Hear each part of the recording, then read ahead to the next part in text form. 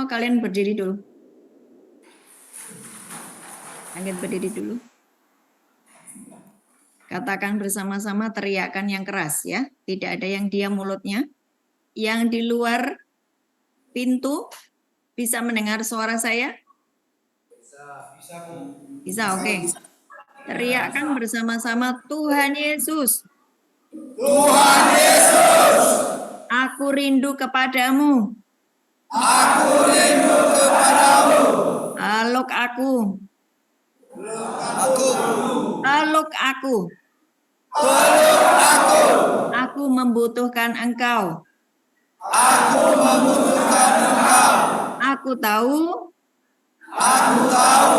Engkau sudah ada bersama kami. Engkau sudah ada bersama kami. Walaupun mataku tidak melihat. Walaupun mataku tidak melihat. Tapi aku tahu. Tapi aku tahu. Engkau sudah ada di tengah-tengah kami. Engkau sudah ada di tengah-tengah kami. Haleluya. Haleluya. Terima kasih Tuhan, tepuk tangan. Teriakan haleluya. Lagi teriakan haleluya. Teriakan haleluya. Terus haleluya. Yes, tepuk tangan yang meriah. Tuhan Yesus. Yes. Silakan duduk. Saudara tahu kenapa saya ngomong seperti ini? Karena Tuhan sudah ada di tengah-tengah kalian. Amin. Dia sangat rindu dan merindukan kalian semuanya. Jadi Tuhan Yesus itu bukan Tuhan yang jauh di sana, tetapi dia sungguh nyata. 2-3 orang berkumpul di dalam nama Tuhan Yesus, dia hadir di tengah-tengah kita. Amin. Dia ada di sini, di dekat saya, dan dia ada di antara kalian di gereja ini. Amin. Saya ingin saudara mengalami Tuhan nyata. Tuhan sudah bosan dengan ritual-ritual keagamaan yang membuat kalian cuma capek tapi nggak ngalami Tuhan. Ya, Tuhan sudah capek dengan ritual-ritual yang kalian lakukan. Pujian penyembahan, kemudian doa puasa, tapi nggak ngalami Tuhan. Kenapa? Karena nggak paham firman. Nah, hari ini saya mau bikin kalian paham firman dan Roh Kudus akan mengurapi kalian. Amin. Tidak ada yang ngantuk? Bilang belakang-belakangnya jangan ngantuk. Ini firman penting, ini firman penting. Ayo sampai yang belakang-belakang sampaikan ini penting buat kita. Yuk ngomong. Jangan ngantuk, ini penting. Yes, jangan ngantuk. Oke, Roma 8, siapkan firmannya Roma 8 ayat 1 sampai dengan 13. Saudara, siapkan dulu firman Tuhan. Roma 8 ayat 1 sampai dengan 13. Saudara bisa lihat ke sini? Ini apa? Apa ini? Air mineral. Air mineral. Di dalam botol ini ada air mineral. Oke?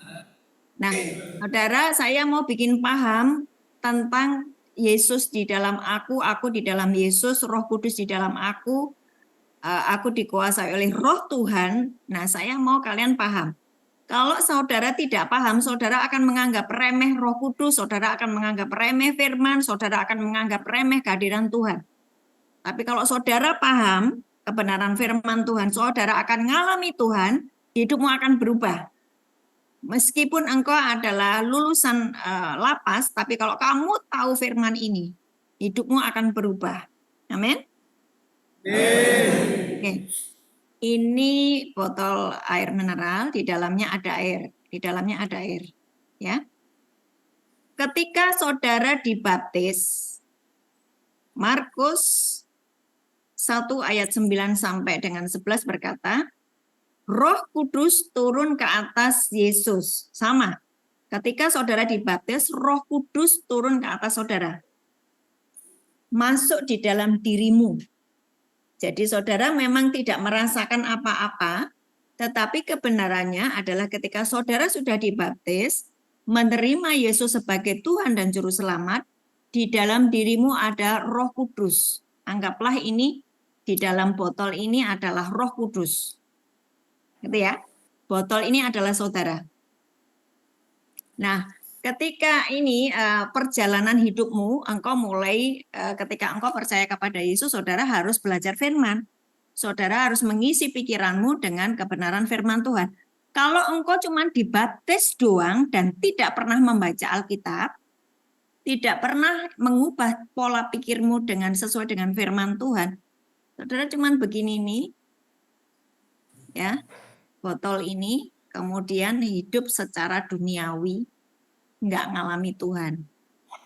Jadi ini manusia, nih botol ini anggaplah manusia yang sudah ada Roh Kudusnya, tapi hidupnya sehari-hari berzina, ngerokok, narkoba, nipu orang sana sini, kepahitan, kemudian kebencian, iri hati, semua yang berupa daging.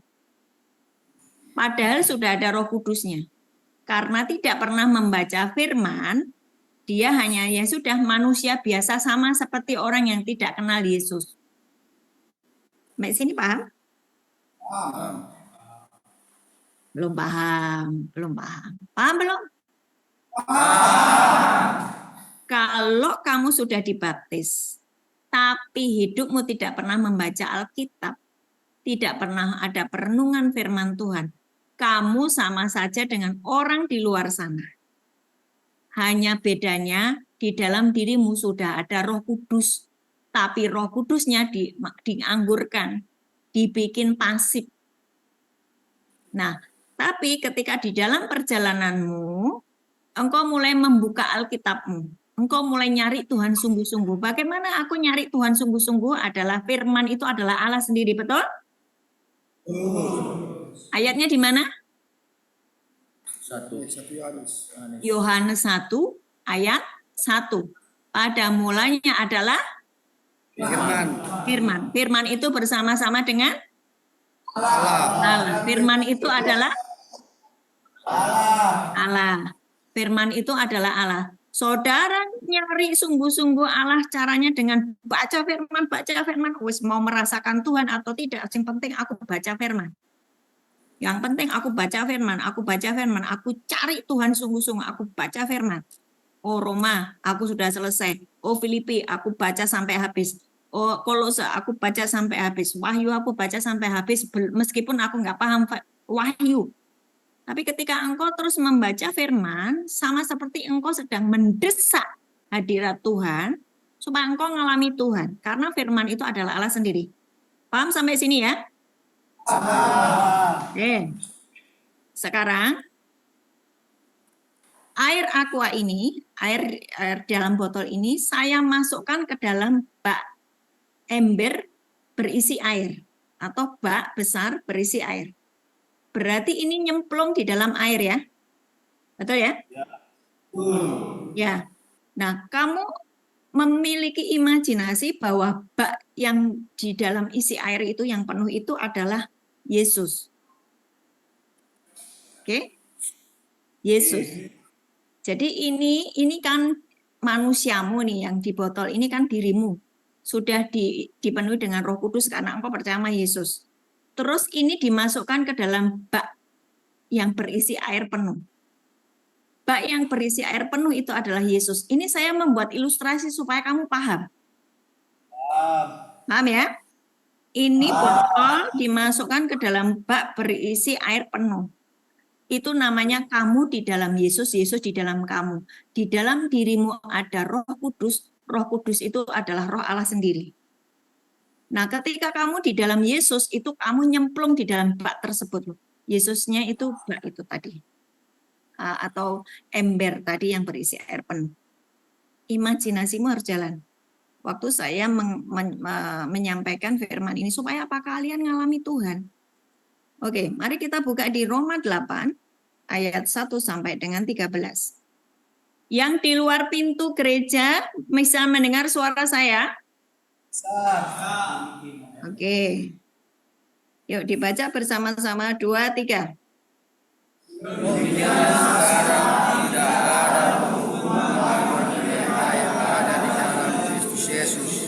Ya, ayat 2.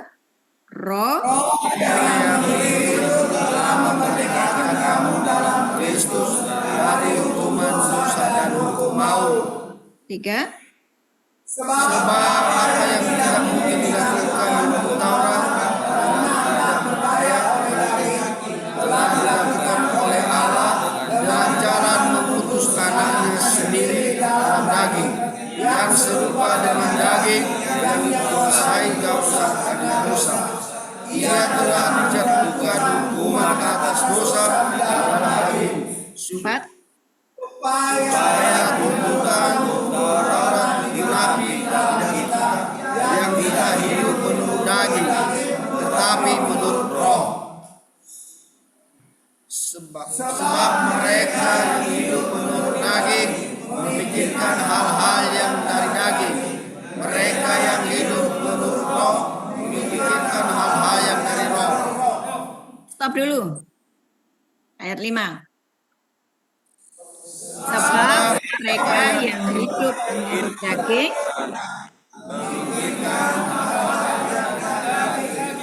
Mereka yang hidup menurut roh memikirkan hal-hal yang dari roh. nih, perhatikan ya. Saudara bisa melihat hidupmu itu sekarang daging atau roh. Lihat dari isi pikiranmu. Kalau isi pikiranmu hal-hal duniawi, maka saudara disebut hidup di dalam daging. Ketika saudara hidup di dalam daging, saudara tidak mengalami Yesus. Yesusnya nunggu terus nunggu kalian. Misalnya, saudara masih sakit hati dan terus berkata, aku tidak bisa ngampuni istriku, aku tidak bisa ngampuni suamiku, aku nggak bisa memaafkan orang tuaku karena dia begini-begini, aku marah, aku benci. Itu Yesus tidak tinggal di dalam kamu, kamu tidak tinggal di dalam Yesus. Meskipun di dalam dirimu ada Roh Kudus. Atau saudara begini, kamu percaya sama Yesus, di dalam dirimu ada Roh Kudus, tapi saudara asik-asik nonton jorok porno cabul, nonton video porno, dan saudara onani, saudara masturbasi. Yesus tidak ada di dalam dirimu. Karena apa? Pikiranmu daging. Terus, ada lagi. Saudara mungkin nggak melakukan perzinahan, saudara nggak nipu orang, ya. Saudara nggak membunuh, saudara nggak narkoba, tapi pikiranmu isinya uang, ketakutan tentang masa depan, ketakutan nanti anakku bagaimana, waduh bangun tidur yang dipikir hutang, duit gimana ya bisa dapat duit, saudara tidak hidup di dalam roh, tapi di dalam daging. Yesus di depanmu berkata, jangan khawatir saudara, tetap khawatir, karena pikirannya duit, maka saudara sebetulnya tidak hidup di dalam roh, tapi di dalam daging. Itulah kenapa banyak orang tidak mengalami Tuhan. Dia ngerti janji-janji Tuhan, tetapi karena isi kepalanya bukan firman, isi kepalanya bukan janji Tuhan, isi kepalanya perkara-perkara duniawi, maka dia hidup di dalam daging. Sementara firman Tuhan berkata, Allah itu roh. Coba dibuka di Yohanes 4 ayat 24. Allah itu roh. Barang siapa menyembah dia harus menyembah di dalam roh dan kebenaran. Toh? Allah itu roh. Saudara daging terus, saudara nggak akan ngalami Tuhan.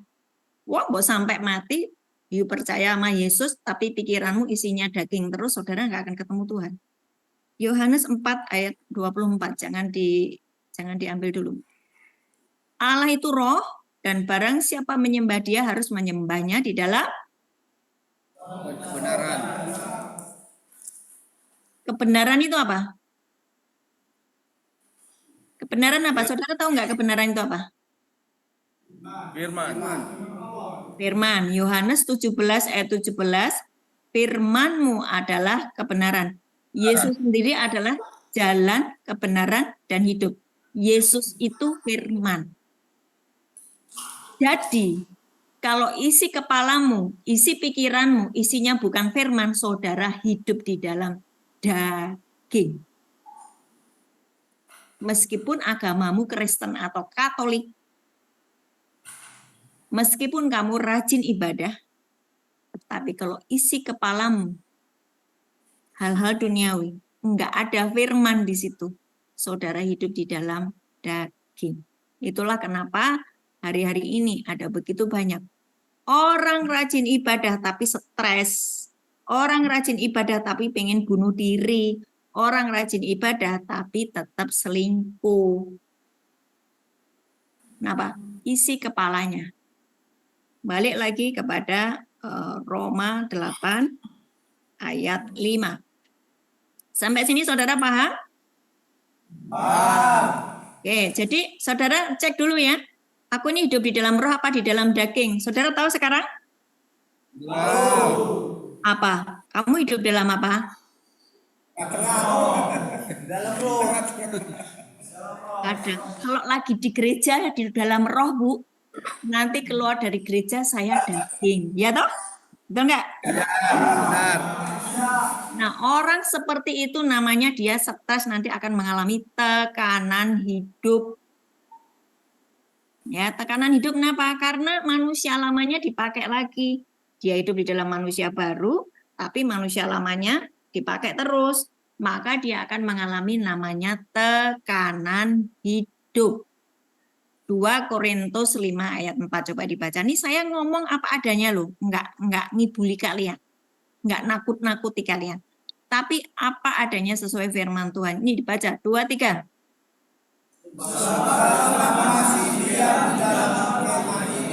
Kita mengeluh oleh beratnya tekanan, karena kita mau mengenakan pakaian yang baru itu, tanpa menanggalkan yang lama, supaya yang fana itu ditelan oleh hidup.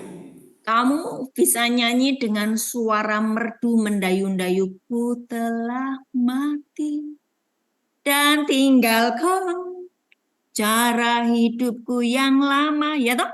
Kamu hafal kan lagu itu? Tapi prakteknya apa? Masih terus dipakai tuh manusia lamanya? Ibu jalan terus, jorok porno cabul terus, maki-maki orang terus, sakit hati terus. Saudara, orang sedang hidup dengan cara demikian ini, mereka akan mengalami namanya tekanan hidup, apalagi hari-hari ini.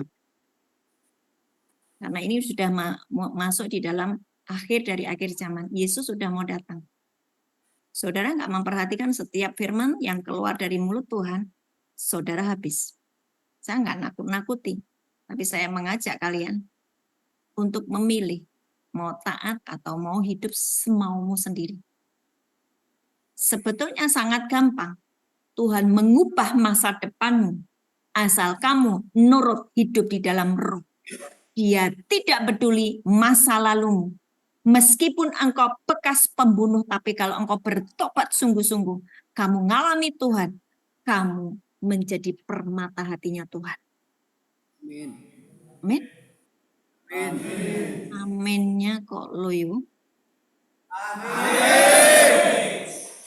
Meskipun saudara bekas pembunuh, meskipun saudara bekas penjahat, tetapi kalau engkau sungguh-sungguh narik masuk dalam hadirat Tuhan, terus nyari Tuhan dengan baca firman, hidupmu memikirkan firman, engkau rela dituntun oleh roh yaitu firman, maka engkau akan menjadi kawan sekerja Allah.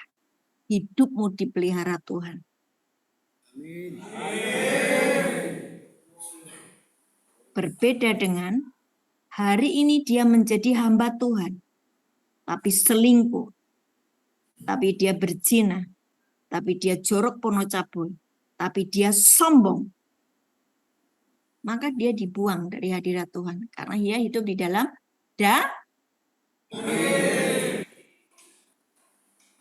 Jadi saudara mau memilih bekas penjahat jadi hamba Tuhan atau hamba Tuhan jadi penjahat?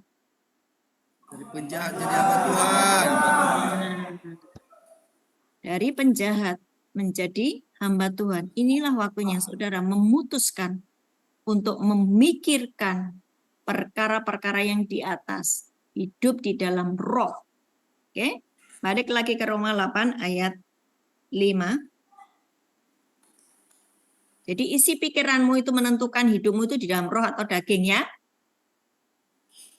2, 3, dibaca lagi. Sebab mereka yang hidup menurut daging memikirkan hal-hal yang dari daging. Mereka yang hidup menurut roh memikirkan hal-hal yang dari roh. Bangun tidur, kepengennya nge-seks. Oh, pornografi. Kamu daging. Mau tidur mikirin uang. Kamu mamon daging. Sepanjang perjalanan kamu marah, geram, pengen gabloki orang, pengen mukulin orang, saudara daging. Isi pikiranmu menentukan saudara itu hidup di dalam roh atau daging. 6. Baca. Karena keinginan daging adalah maut, tetapi keinginan roh adalah hidup dan damai sejahtera. Kasih tahu ya rahasianya. Ini rahasia. Kenapa banyak orang di luar sana atau saudara sendiri hari-hari ini stres? Enggak ada damai sejahtera, ketakutan, mecucu, cemberut terus, manyun. Mukanya ditekuk, dilipat sampai 7. Kenapa? Karena dia memikirkan hal-hal yang dari daging. Saudara baca ini, ayat 6.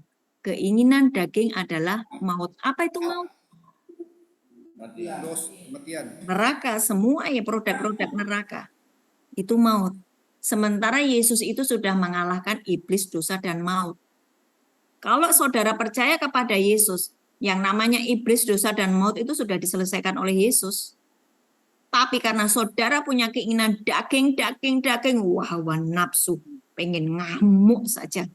Ya, cemas, takut. Wah, nge-seks aja, kepengennya beli ini, beli itu. Oh, pengennya nonton drakor. Saudara, pikiranmu daging. Saudara sedang menuju kepada maut. Makanya tidak ada sukacita dan damai sejahtera. Enggak ngalami Tuhan. Karena Allah yang kamu sembah adalah roh. Tapi dia punya keinginan daging terus, makanya dia menuju ke maut. Oke, baca lagi. 2, 3. Karena keinginan daging adalah maut, tetapi keinginan roh adalah hidup dan damai sejahtera. Waktu saya memutuskan hidup di dalam roh, setiap hari saya baca firman, saya ngulik firman, saya mencoba untuk memutus semua ikatan-ikatan dengan daging. Saya masak sembari merenungkan firman, saya masak sambil nyari-nari, menyanyi, memuji Tuhan, saya gosok, saya nyuci, sambil terus mengucapkan janji Tuhan, ngobrol sama Tuhan. Maka saya punya keinginan roh. Dan di dalam diri saya ada sukacita dan damai sejahtera. Dan saya hidup. Saudara mau mengikuti? Hidupmu penuh dengan damai sejahtera, sukacita, dan semua aspek-aspek di dalam hidupmu hidup, keluargamu hidup, ekonomimu hidup, pelayananmu hidup, masa depanmu hidup, you sukacita gitu loh. Kenapa? Karena Yesus di dalam kamu. Kamu di dalam Yesus. Keinginanmu roh, bukan daging. Bukan campuran roh, daging. Saudara, tekanan hidup, stres. 7. Sebab keinginan daging adalah perseteruan terhadap Allah. Karena ia tidak takluk kepada hukum Allah, hal ini memang tidak mungkin baginya. Nah, keinginan daging itu perseteruan dengan Allah ya. Makanya saudara yang punya keinginan daging itu tidak mungkin ketemu Tuhan. Meskipun agamamu Kristen, Katolik. Kamu percaya sama Yesus tapi keinginanmu daging terus. Kamu sedang ngelawan Tuhan. 8. Mereka yang hidup dalam daging tidak mungkin berkenan kepada Allah. Sudah paham sekarang? Kamu hidup di dalam daging, Tuhan tidak suka. Apa itu kata berkenan? Saya itu ngulik terus apa itu Tuhan, apa sih berkenan? Bagaimana supaya hidupku berkenan? Berkenan kepada Allah itu Tuhan suka lihat hidupmu. Tuhan suka melihat hidupmu itu suka. Tuhan berkenan. Maka ada sebuah statement dari Bapa di surga ketika Yesus dibaptis, surga terbuka, Roh Kudus seperti burung merpati turun ke atas Yesus, dan ada suara di langit yang berkata, Engkaulah anakku yang kukasihi, kepadamulah aku berkenan. Kata-kata Bapa itu tidak hanya ditujukan kepada Yesus, tetapi kalian yang sudah mengubah hidupmu sama seperti Yesus, Bapa akan berkenan atas hidupmu. Aminnya mana?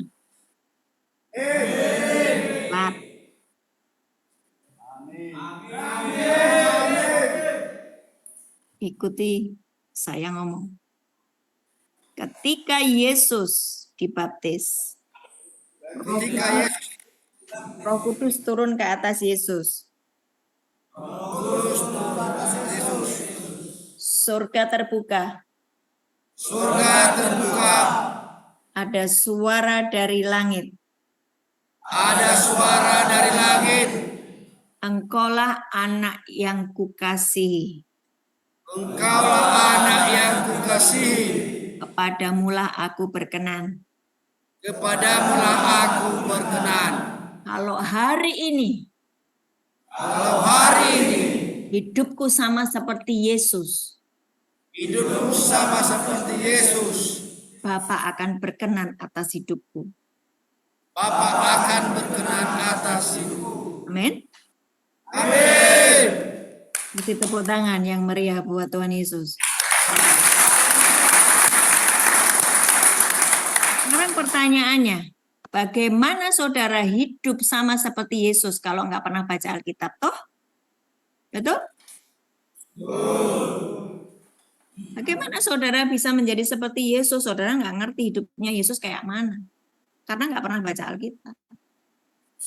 Tapi ketika kamu baca Alkitab, kemudian kamu mengadopsi cara hidupnya Yesus, kamu merenungkan Taurat Tuhan, merenungkan firman Tuhan siang dan malam, isi otakmu ini loh, isi kepalamu ini firman, saudara hidup dituntun oleh roh.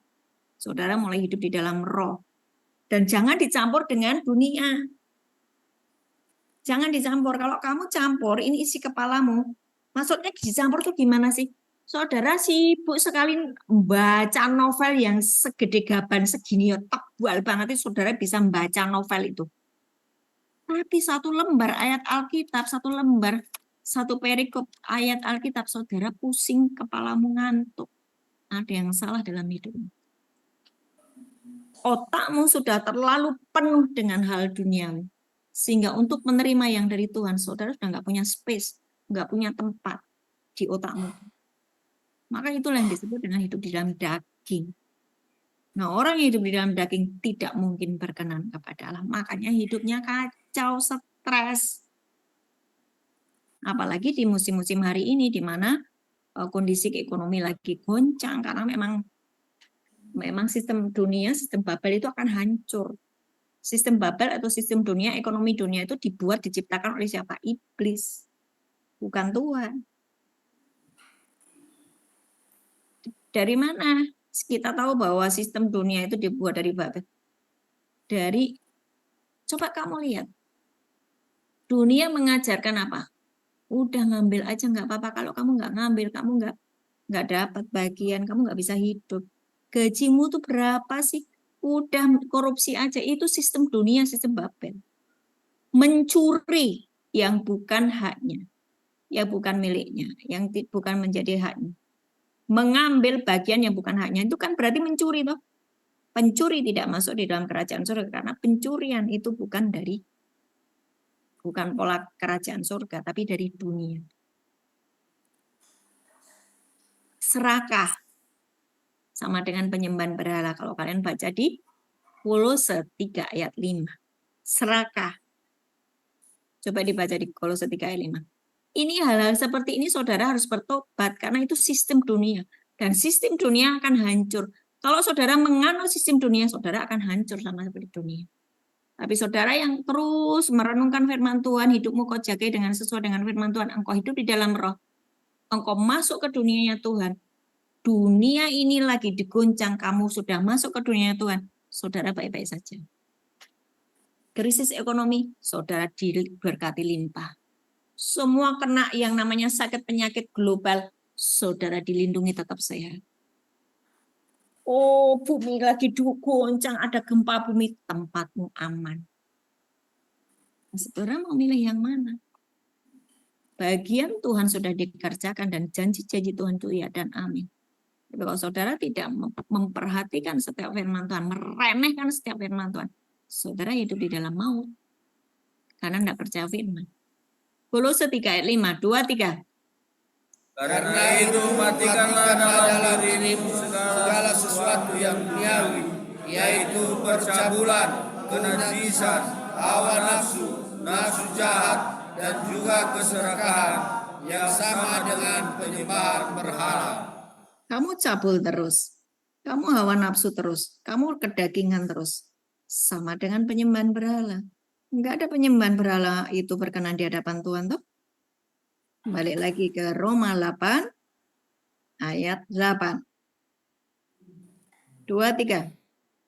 Mereka yang hidup dalam daging tidak mungkin berkenan kepada Allah. 9.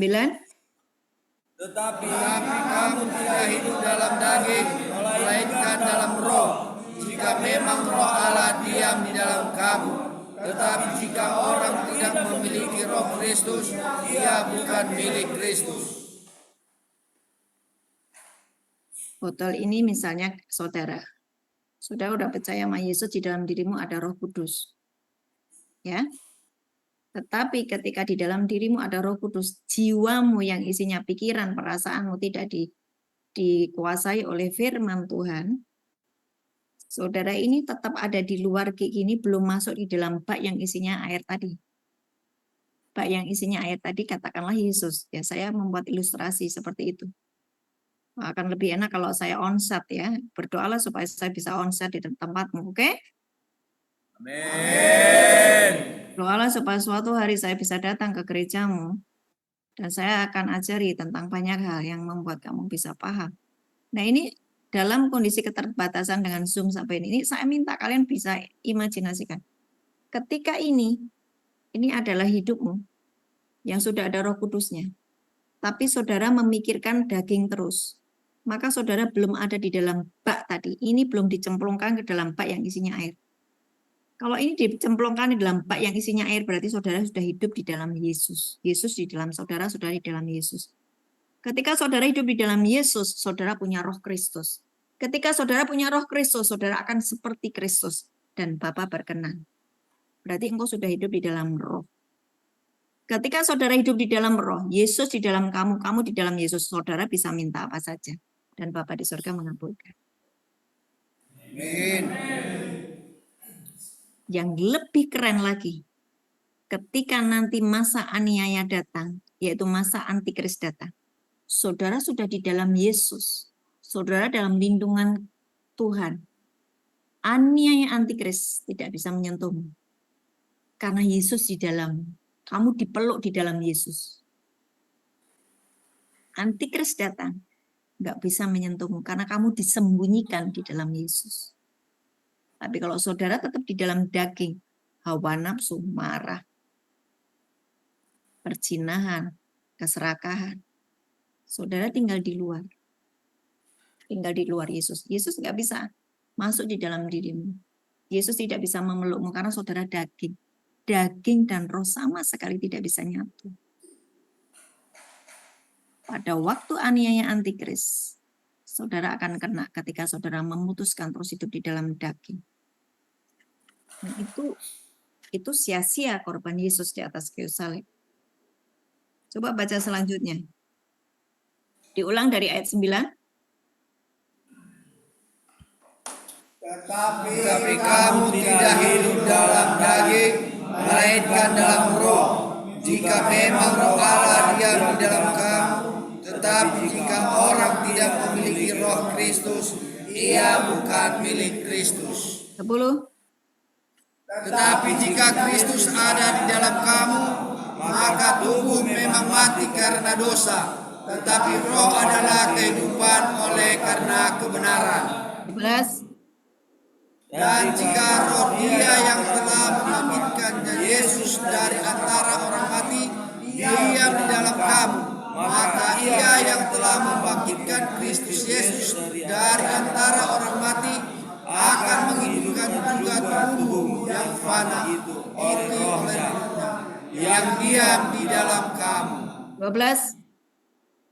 Jadi saudara-saudara, kita adalah orang berhutang, tetapi bukan kepada daging, supaya hidup menurut daging.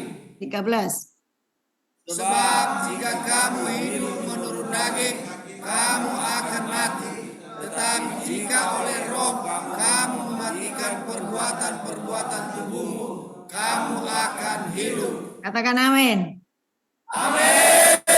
Sekali lagi amin. Baca sekali lagi ayat 13. 2, 3. Sebab jika kamu hidup menurut daging, kamu akan mati. Tetapi jika oleh roh kamu mematikan perbuatan-perbuatan tubuhmu, kamu akan hidup. Amin. Tepuk tangan.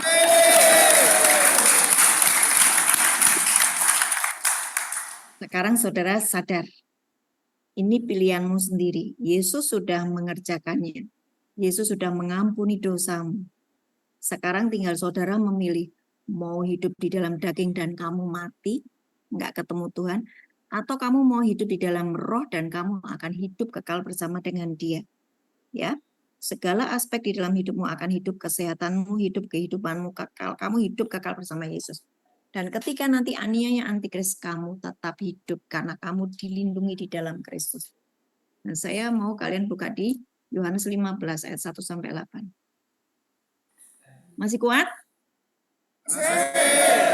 Yohanes 15 ayat 1 sampai 8. 2, 3. Akulah pokok anggur yang benar, dan Bapa-Kulah pengusahanya. Setiap ranting padaku yang tidak berbuah, dipotongnya, dan setiap ranting yang berbuah, dibersihkannya, supaya ia lebih banyak berbuah. Tunggu sebentar. Ketika engkau percaya kepada Yesus Kristus, di dalam dirimu ada Roh Kudus. Terus kemudian engkau menjadi satu dengan Yesus. Kamu tinggal di dalam Yesus. Ciri-cirinya orang yang tinggal di dalam Yesus, dia ada buahnya. Buahnya buah pertobatan, buahnya buah roh. Ketika saudara percaya sama Yesus, tapi saudara tidak ada buah roh, tidak ada kasih, tidak ada sukacita, tidak ada damai sejahtera, saudara tidak ada sukacita, saudara isinya ngamuan, nggak ada penguasaan diri, saudara pelit, medit, metitil, apa tuh? Pelit, kikir, nggak pernah mau membagikan sesuatu kepada orang lain, hidupmu egois, artinya tidak berbuah. Kalau saudara tidak berbuah, kamu seperti ranting yang dipatahkan. Tadinya nyatu dengan Yesus, tapi karena bertahun-tahun tidak berbuah, saudara dibuang. Jangan mau dipatahkan dari ranting. Kalau hari ini engkau menyadari bahwa ini aku seperti ranting yang dipotong dan dibuang keluar. Hidupku amsyong, wow, mati terus semua di dalam diriku tuh nggak ada yang beres. Apa yang aku kerjakan gagal maning. Ya toh, nggak ada progres dalam hidupku, aku dipenuhi dengan kemarahan. Itu berarti saudara seperti ranting yang sedang dipotong. Jika engkau menyadari bahwa engkau adalah ranting yang dipotong, apakah masih ada kesempatan bagiku untuk kembali berbuah? Ada. Saudara minta dicangkokkan kembali ke dalam pokok anggur. Cangkokkan kembali Tuhan, masukkan aku kembali di dalam dirimu. Saudara bertobat sungguh-sungguh. Kemudian mulai melakukan pembacaan firman dan perenungan firman, dan engkau lakukan firman. Engkau tidak hanya dengar firman, tapi engkau menjadi pelaku firman. Saudara sedang memaksakan dirimu dicangkokkan kembali ke dalam pokok anggur, maka saudara akan berbuah. Amin. Ayat 3. Kamu memang sudah bersih karena firman yang telah kukatakan kepadamu. Nih, kalau kamu jarang baca firman berarti tidak bersih, degil hatinya, pikirannya kotor karena nggak pernah baca firman. Jadi firman itu membersihkan hidupmu. Ayat 3, ayat 4. Tinggallah di dalam aku dan aku di dalam kamu. Sama seperti ranting tidak dapat berbuah dari dirinya sendiri kalau ia tidak tinggal pada pokok anggur. Demikian juga kamu tidak berbuah jikalau kamu tidak tinggal di dalam aku. 5. Akulah pokok anggur dan kamulah ranting-rantingan. Barang siapa tinggal di dalam aku dan aku di dalam dia, ia berbuah banyak. Sebab di luar aku kamu tidak dapat berbuah apa-apa. Jelas ya, di luar Yesus kamu nothing, kamu pasti gagal terus. Ini ayatnya jelas. Itu kenapa hidupmu gagal, hidupmu hancur, karena kamu tidak sungguh-sungguh hidup di dalam Yesus. Kamu cuma punya KTP Kristen, agamamu Kristen, hari Minggu ibadah, hari Senin sampai dengan hari Sabtu hidupmu sama seperti orang yang tidak kenal Yesus. Nggak pernah ada yang namanya perenungan firman Tuhan dan hidup berbuah roh, ya, hidup dalam kasih. Nah ini di luar Yesus kamu tidak bisa berbuat apa-apa. 6.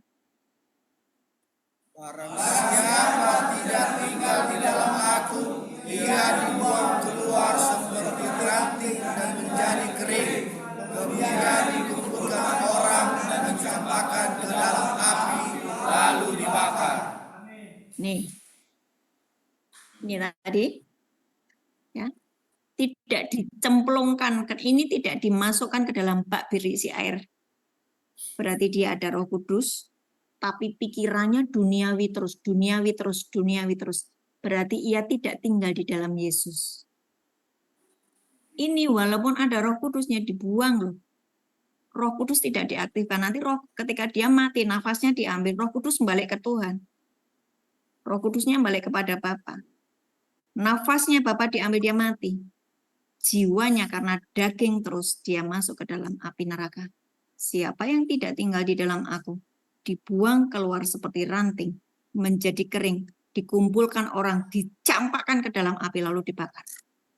Saudara percaya kepada Yesus, di dalam dirimu ada Roh Kudus, tapi pikiranmu daging terus, daging terus, daging terus, dicampakkan keluar. 7. Jikalau kamu tinggal di dalam aku dan firman-Ku tinggal di dalam kamu, mintalah apa saja yang kamu kehendaki dan kamu akan menerimanya. Enak mana? Di luar Yesus atau di dalam Yesus? Di dalam Tapi kenapa saudara tinggal di luar Yesus terus? daging. Daging itu nikmat, betul? Tapi ujungnya apa? Nah itu tahu. Itu tahu saudara. Hari ini jangan mau ditipu sama iblis. Sekarang ya, saya mau cerita hidup saya ini, saya baca firman, saya belajar untuk melakukan firman tersebut. Dan Tuhan membuktikan firman-Nya. Ketika saya belajar untuk hidup di dalam roh, segala sesuatu yang saya butuhkan Tuhan sudah mencukupkan, bahkan limpah. Ketika saya limpah, saya bisa memberkati banyak orang, dan itu kalian juga harus seperti itu. Yesus hari ini di depan, dia ada di samping, dan dia rindu memelukmu, dan dia rindu kalian tuh hidup di dalamnya. Jangan di luar Yesus. Jangan hidup dengan tipuan iblis, dengan hidup secara duniawi. Saudara akan kehilangan semuanya. Ayat 8. Dalam hal inilah Bapa-Ku dipermuliakan, yaitu jika kamu berbuah banyak, dan dengan demikian kamu adalah murid-murid-Ku. Saya akan kasih lihat betapa mengerikannya orang yang hidup di dalam daging. Wahyu 11 ayat 1 sampai 2. Wahyu 11 ayat 1 sampai 2. 2, 3. Kemudian diberikan kepadaku sebatang bulu seperti tongkat pengukur rupa dengan kata-kata yang berikut, bangunlah dan ukurlah bait suci Allah dan mezbah dan mereka yang beribadah di dalamnya. Ayat 2. Tetapi kecuali pelataran bait suci yang di sebelah luar, janganlah engkau mengukurnya, karena ia telah diberikan kepada bangsa-bangsa lain, dan mereka akan menginjak-injak kota suci 42 bulan lamanya. Saudara, kitab Wahyu sudah menjelaskan, kalau engkau terus hidup di dalam daging, engkau di luar bait Allah. Engkau di luar Yesus. Ketika engkau di luar Yesus, antikris datang, kamu akan diinjak-injak. Kamu akan disiksa oleh antikris. Tapi sementara Yesus sudah menawarkan, tinggallah di dalam aku. Di luar aku, kamu nggak bisa apa-apa. Di luar aku, kamu tuh binasa. Kamu akan diinjak-injak. Tapi tetap saja manusia mengikuti keinginan daging, toh. Betul nggak? Nah ini saudara, saya harap saudara bertobat, saudara pilih. Akan ada sesuatu yang berbeda kok ketika engkau mau nurut sama Tuhan. Janji-janji Tuhan itu akan digenapi. Dan berkali-kali Tuhan berkata kepada saya, firman-Ku ya dan amin. Firman-Ku ya dan amin. Ketika Tuhan menjumpai saya, ketika dia lagi ngajari saya, setiap hari dia selalu ngomong, firman-Ku ya dan amin. Saudara nggak percaya firman? Rugi. Jadi nasibmu bukan karena Tuhan yang menentukan, kamu sendiri menentukan nasibmu. Ketika pilihan-pilihanmu hidup di dalam daging. Ibrani 9 ayat 2. Ibrani 9 ayat 2. Sebab Allah mempersiapkan suatu kemah, yaitu bagian yang paling depan, dan di situ terdapat kaki tiang dan meja dengan roti sajian. Bagian ini disebut tempat yang kudus. Saudara kalau enggak dapat pewahyuan dari Tuhan, enggak paham baca firman ini maksudnya apa? Di masa perjanjian lama, bait suci itu dibagi jadi 3 halaman, ruang kudus, ruang maha kudus. Tapi sejak di Ibrani, sejak di perjanjian baru, orang-orang yang tinggal di halaman yang terus hidup di dalam daging, enggak dapat bagian dalam kerajaan Allah. Makanya Ibrani 9 ayat 2, bagian pertama adalah tempat yang kudus. Tadinya ada halaman, ruang kudus, ruang maha kudus. Tapi sekarang sejak Yesus mati di atas kayu salib, engkau percaya sama Yesus, engkau diampuni segala dosamu. Jangan lagi hidup dalam daging, segala dosamu sudah diampuni, kok kamu hidup dalam daging terus, kamu hidup dalam dosa terus. Darah Yesus nggak berguna buat hidupmu kalau kamu jalan dalam hidup dalam dosa terus. Karena dibilang bahwa tempat yang terutama adalah, yang paling depan adalah tempat yang kudus, ruang kudus, maha kudus. Baru ruang maha kudus. Jadi saudara yang masih terus bermain-main dengan dosa, saudara terus main-main hidup dalam daging, mohon maaf, tidak masuk di dalam tempat kudus. Nggak ketemu Tuhan. Yang ada adalah sebentar lagi ini, 3,5 tahun ke depan, ada masa aniaya antikris. Mengalami dianiaya. Tapi saudara yang hidup di dalam Yesus, engkau percaya firman, engkau memutuskan, aku hidup di dalam roh, aku mengizinkan dituntun oleh roh. Firman Tuhan adalah roh dan hidup. Aku dituntun pikiranku, dipengaruhi oleh firman. Maka aku hidup di dalam Yesus. Yesus di dalam aku. Aku disembunyikan oleh Yesus. Sehingga ketika antikris datang, aku aman. Siapa yang berani menyentuh Yesus? Wong Yesus itu pemenangnya. Saudara paham betapa pentingnya di dalam Kristus? Kalau engkau sekarang masih hidup di dalam daging, bertobat. Masih ada kesempatan. Atau engkau kehilangan Tuhan selama-lamanya. Saya harap saudara bertobat dan memutuskan hidup di dalam roh. Amin. Tepuk tangan yang meriah buat Tuhan Yesus. Mari bangkit berdiri. Saudara diberkati hari ini? Mau hidup di dalam roh? Caranya hidup di dalam roh gampang. Baca firman, lakukan. Baca firman, lakukan. Sebab kalau kamu baca firman dan tidak melakukan, kamu sama seperti pendusta. Itu Yakobus 1 ayat 23. Dengar firman, tidak dilakukan, dia penipu. Tidak ada penipu yang masuk surga.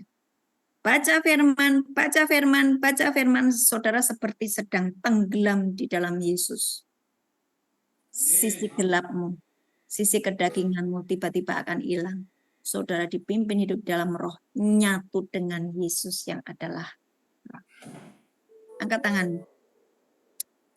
Bapa di surga, hamba-Mu sudah menyampaikan kebenaran firman.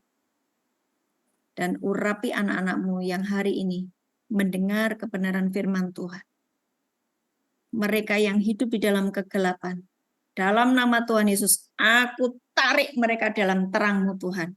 Dalam nama Yesus, ayo para malaikat Tuhan, mereka jemaat ini yang masih hidup di dalam kegelapan, masih hidup di dalam suam, abu-abu, kompromi dengan dosa, tarik mereka ke dalam terang Tuhan. Firman-Mu berkata, kamu itu imamat yang rajani. Kamu sudah dipindahkan dari gelap kepada terangnya yang ajaib. Pilihlah hidup di dalam terang. Dan hari ini biar engkau mengalami Tuhan. Dan hidupmu dibebaskan dari tekanan-tekanan kekuatan iblis, kekuatan gelap. Dan engkau benar-benar muncul sebagai anak-anak terang. Muncul sebagai orang-orang yang merdeka, dibebaskan dari setiap ikatan dosa. Tuhan, jamah mereka satu persatu. Nyanyikan lagu ini. Ku telah mati dan tinggalkan. Nyanyikan. Telah mati dan tinggalkan cara hidupku yang aman. Semuanya sia-sia dan tak berarti lagi hidup ini ku lepaskan pada mezbah-Mu ya Tuhan. Jadilah padaku seperti yang Kau ingin. Sekali lagi katakan, ku telah mati. Telah mati dan tinggalkan cara hidupku yang aman. Semuanya sia-sia dan tak berarti lagi hidup ini ku letakkan pada mezbah-Mu ya Tuhan. Jadilah padaku seperti yang Kau ingin. Bapa di surga, ini anak-anak-Mu yang sudah mendeklarasikan bahwa mereka sudah menanggalkan manusia lamanya. Jamah Roh Kudus, taruh tanganmu di dada. Tuhan hari ini memberikan kepadamu hati yang baru dan roh yang bersih. Tuhan hari ini memberikan kepadamu pikiran yang bersih, pikiran yang memikirkan perkara-perkara yang di atas, pikiran bukan pikiran duniawi lagi, tetapi pikiranmu dipenuhi dengan firman Tuhan, perkara-perkara yang di atas. Hari ini, langkah-langkahmu akan diterangi oleh firman Tuhan. Hari ini, tanganmu adalah tangan Tuhan. Kakimu adalah kaki Tuhan. Hatimu adalah hatinya Tuhan. Matamu matanya Tuhan. Telingamu mendengar suara Tuhan karena telingamu sudah menjadi telinga Tuhan. Engkau menyatu dengan Bapa, Putra, dan Roh Kudus. Firman Tuhan berkata, kalau engkau mengasihi aku, kamu menuruti firman-Ku, dan kami akan diam di dalam kamu. Bapa, Putra, Roh Kudus diam di dalam engkau. Pemilik surga itu diam di dalam engkau. Maka engkau diberkati hidupmu, dilindungi, dikasihi, dan Bapa berkenan atas hidupmu. Meteraikan Tuhan apa yang sudah hamba-Mu sampaikan dalam hati dan pikiran mereka. Berkati anak-anak-Mu Tuhan. Tuhan memberkatimu dan melindungimu. Tuhan menyinari engkau dengan wajahnya dan memberi engkau kasih karunia. Tuhan menghadapkan wajahnya kepadamu dan memberi engkau damai sejahtera. Amin, amin, amin. God bless.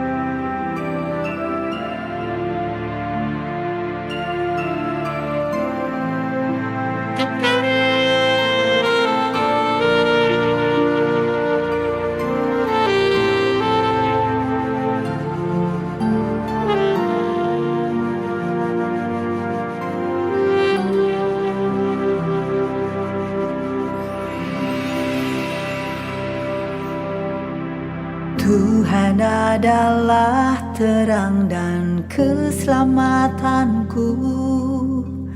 Pada siapa ku harus takut? Tuhan adalah benteng di dalam hidupku. Pada siapa aku harus gentar? Satu hal telah ku pinta kepada Tuhan, itulah yang ku ingini, diam di rumah Tuhan seumur hidup.